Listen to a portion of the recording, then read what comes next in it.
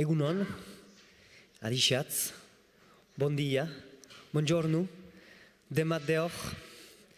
Hala, hizkuntz guzi horiek hemen den ainistasuna erakusten dute.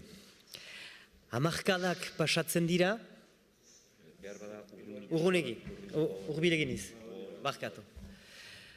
Hamarkadak pasatzen dira, errandezakegu ere behar bada mendeak pasatzen dira, eta hitz horiek, hizkuntz horiek beti entzuten dira. Beti bizirik daude. Beti, galerna edo ekaitza guzien gainetik.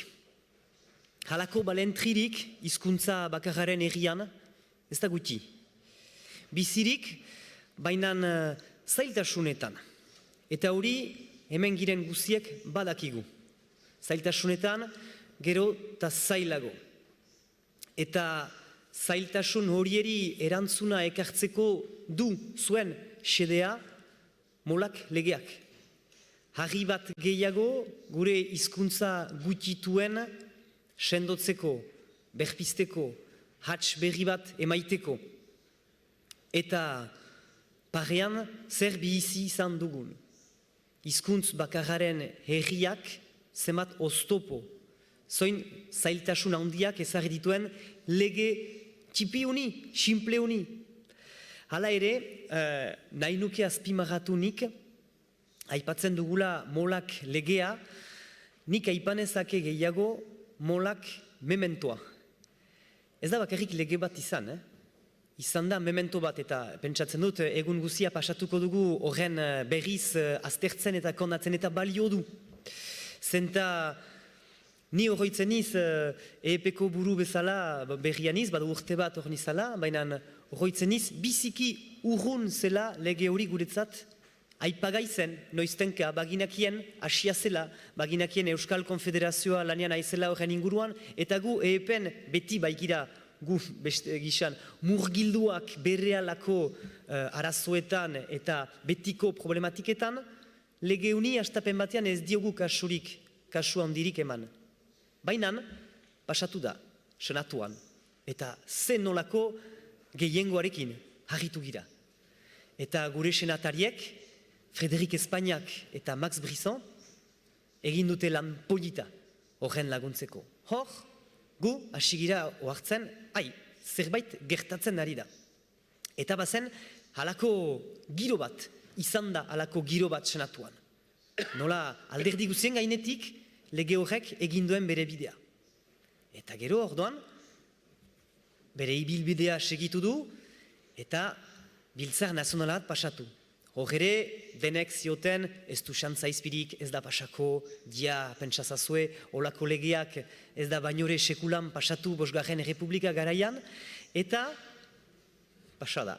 Eta zen nolako aldearekin, Hau historikoa da, memento hori historikoa da, zeren gu ardura Euskararen militante bezala diogu, edo hartzen dugu Frantzia monolito bat bezala, Frantziak ez ditu onartzen tokiko hizkuntzak, ez da egia, egun hartan, ordezkaritza nazionalak gehiengo handi batez eman du geriza, babesa, molak legeari.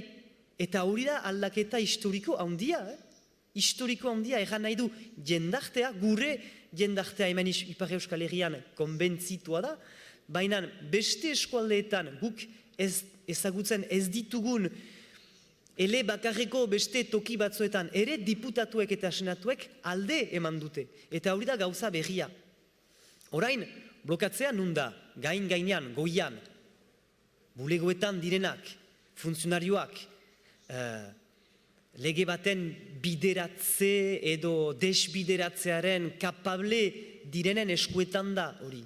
Eta hor dugu ikusi, guk gobernuko kide batzuen partetik, oztopo handia. Eta hor da hasi ezagutu dugun gero gertakari guzia.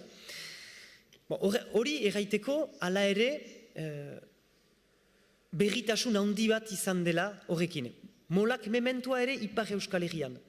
Nik hori senditu dut, ze batasuna bizi izan dugun. Zer ekarri duen lege horrek eta lege horren zentzuratzeak hemen Ipar Euskal Herrian.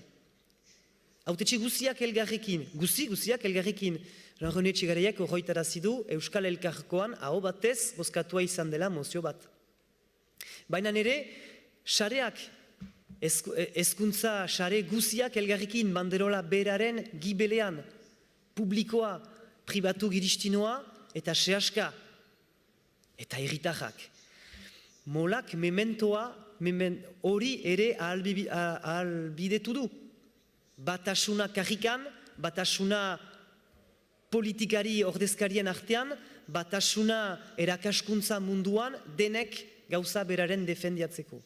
Uste dut balio duela perspektiba txipi batekin, ez da ono bururatua, ono prozesua bururatzen ari da, beran balio duela gaur hori dena berriz aztertzea begi desberdinekin. Lehenik autorearen begiarekin, gero eragile sozialen begiekin, alderdi edo ordezkari politikoen begiekin, baina zinez erakaspen hainitz ekartzen ditu horrek. Eta pentsatzen dut, memento historiko hori egonen dela eta ez dela atzera biderik gisa batez. Behar bada okanen ditugu berriz ere, oztopoak edo arazoak. Baina memento hori existitu da. Eta batasuna handi hori existitu da. Eta hori ez da kentzen alko.